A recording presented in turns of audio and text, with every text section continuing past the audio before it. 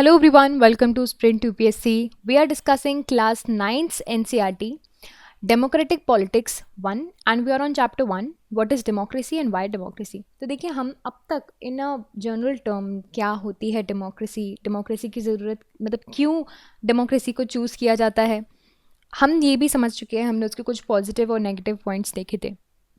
तो हम अब तक ये समझ चुके हैं basic definition. Now will try to understand democracy in a broader term. Okay, so देखिए, a most common form that democracy takes in our times is that representative democracy. ठीक है, हमारे समय में जो हम देख रहे हैं most popular form is a representative democracy. Right, यहाँ पे लोगों का रिप्रेजेंटेशन होता है.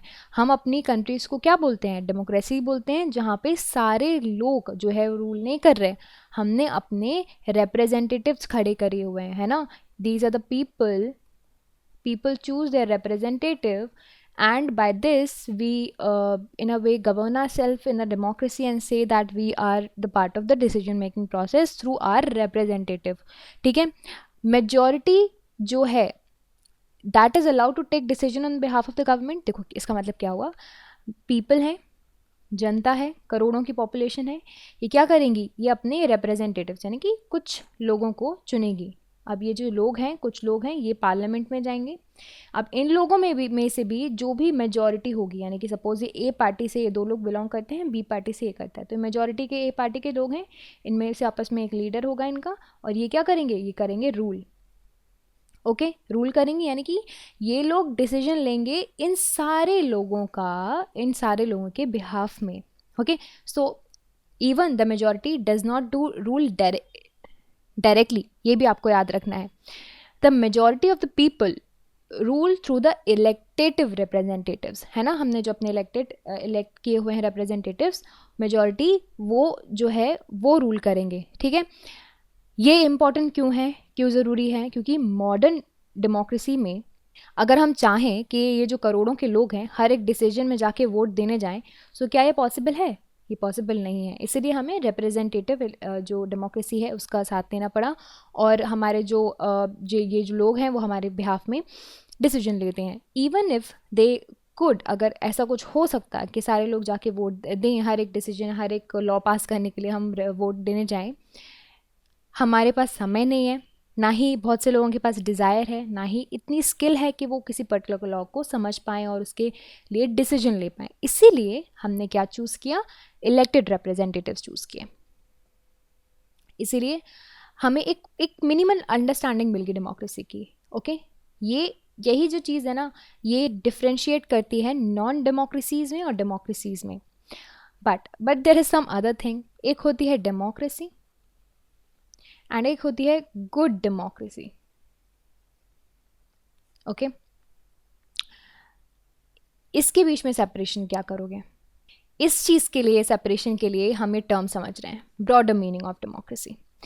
देखो, समटाइम्स जब हम डेमोक्रेसी जो है यूज़ करते हैं, देखिए डेमोक्रेसी जो है वो हर एक, it is a part and parcel of life. हर एक सिस्टम में, हमारी जनरल लाइफ में, हर एक ऑर्गेनाइजेशन में आप इस प्रोसेस को थोड़ा इम्प्लाई कर सकते हैं. देखिए इन स्टेटमेंट्स को पढ़िए. We are very democratic family. यहाँ पे ना डेमोक्रेसी एक फैमिली में जो है इम्प्लाई करके बताया गया है कि हम लोग डेमोक्रेटिक फैमिली का पार्ट हैं. जब भी हमें डिसीजन लेना होता है हम आपस में बैठते हैं और कंसेंसस पे निकलते हैं, और एक ही व्यक्ति जो ये बात कर रहा है वो बोल रहा है मैं, यानी कि ये बोल रहा है कि मेरा ओपिनियन इतना ही मैटर करता है जितना मेरे फादर का करता है. ठीक है, दूसरा देखो, यहाँ पे बोल रहे हैं कि I don't like teachers who do not allow students to speak or ask in the class, and I would like to have teachers with democratic temperament. यानी कि ऐसे टीचर्स चाहिए ऐसे कि जहाँ पे क्लास में सारे जो स्टूडेंट्स हैं वो पार्टिसिपेट कर पाएँ. यहाँ पे तीसरा example, one leader and his family members decide everything in this party, how can they talk of democracy?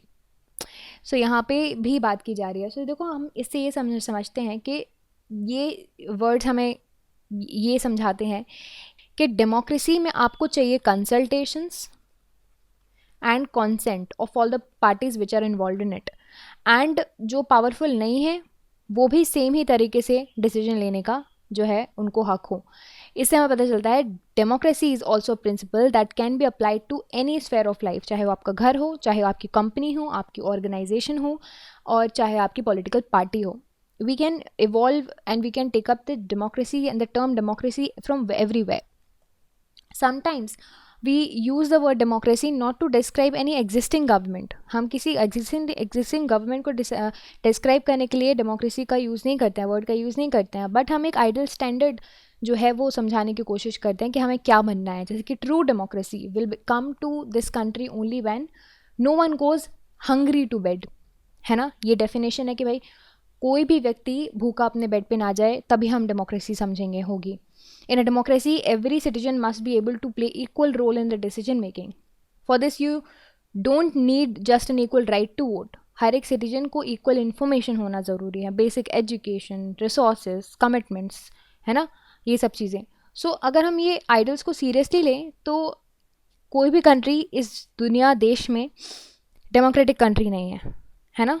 इसीलिए एक अंडरस्टैंडिंग बनी है कि democracy as an ideal reminds us of why we value democracy, कि हम ये आइडल्स को evolve करते करते हम इसको जो है वैल्यू के करते हैं, और ये हमें जज करने में जो है हेल्प आउट करती है कि जो ऑलरेडी डेमोक्रेसी है और जैसी हम चाहते हैं वो कैसी होनी चाहिए, और वीकनेस क्या है डेमोक्रेसी में.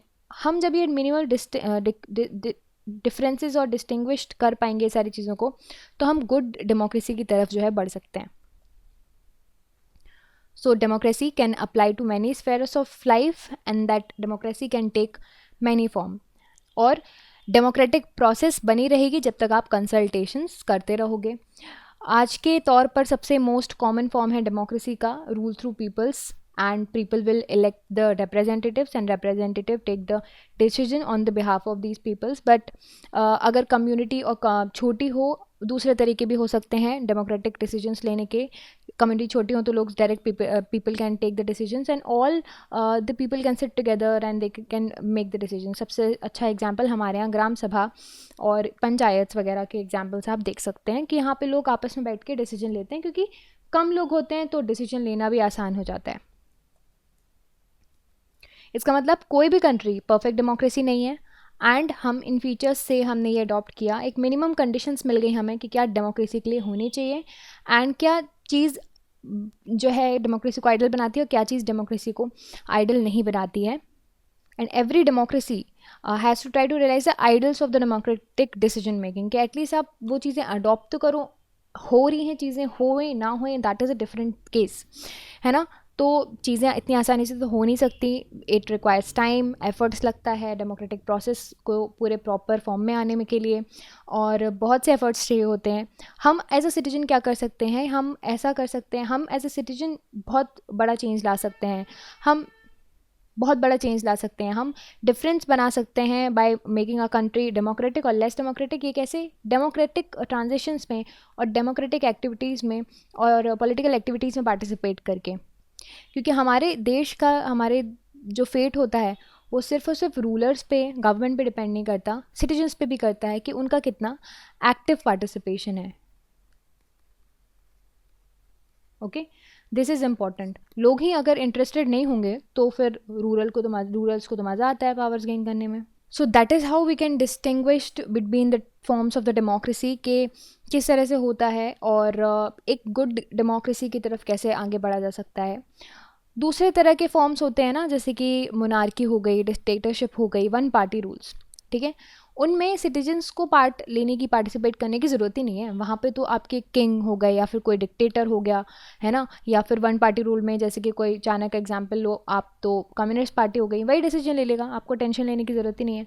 बट डेमोक्रेसी में हो तो टेंशन लेने की ज़रूरत है, क्योंकि आप अगर बोलते हो कि आप जो है गवर्नमेंट बना रहे हो तो आपको उतनी रिस्पॉन्सिबिलिटी भी लेनी पड़ेगी कि जिस रिप्रेजेंटेटिव को आपने इलेक्ट किया है या फिर उस पोजीशन पे पहुंचाया है उससे अकाउंटेबिलिटी मांगो, उससे क्वेश्चन करो, प्रैक्टिस करो अपने राइट्स.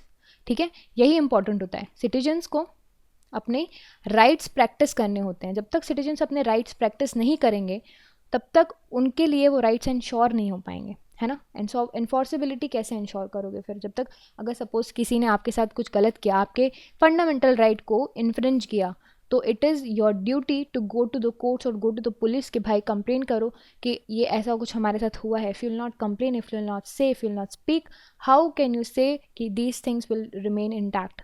ओके, डेमोक्रेसी को इसीलिए बनाने के लिए सिर्फ और सिर्फ गवर्नमेंट का हाथ नहीं होता, डेमोक्रेसी को बनाने के लिए सिटीजन्स का हाथ होता है, और डेमोक्रेसी को गंवाने के लिए भी सिटीजन्स का ही हाथ होता है, ठीक है।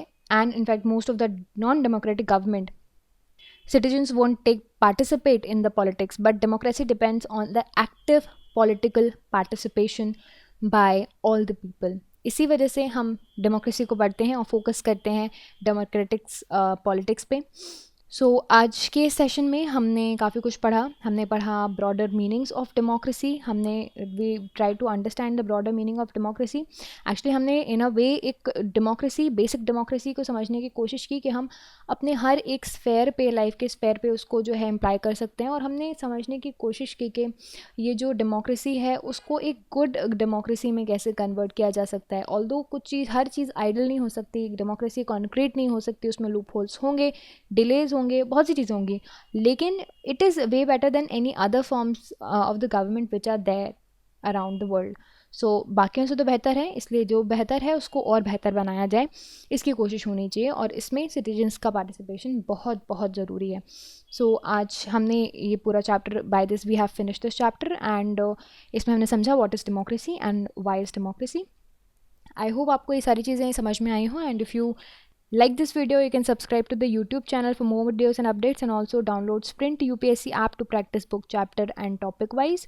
Remember, just reading books or watching videos are not going to help you out unless you practice thoroughly. Identify your mistakes and work to improve your performance, and Sprint UPSC is the perfect app to do all of this. अगर आपको ये video पसंद आए हो तो हमारे YouTube channel को subscribe कीजिए और वीडियोज़ एंड अपडेट्स के लिए, साथ ही साथ डाउनलोड कीजिए स्प्रिंट यूपीएससी ऐप। यहाँ पर आप अपनी बुक्स प्रैक्टिस कर सकते हैं चैप्टर एंड टॉपिक वाइज। देखिए, सिर्फ बुक पढ़ने से और वीडियोस देखने से मदद नहीं मिलेगी जब तक आप अच्छे से प्रैक्टिस नहीं करोगे। सो अपनी मिस्टेक्स को जानिए एंड परफॉर्मेंस को इम्प्रूव कीजिए, और स्प्रिंट यूपीएससी इसके लिए परफेक्ट ऐप है। I will see you in the next video. Thank you so much.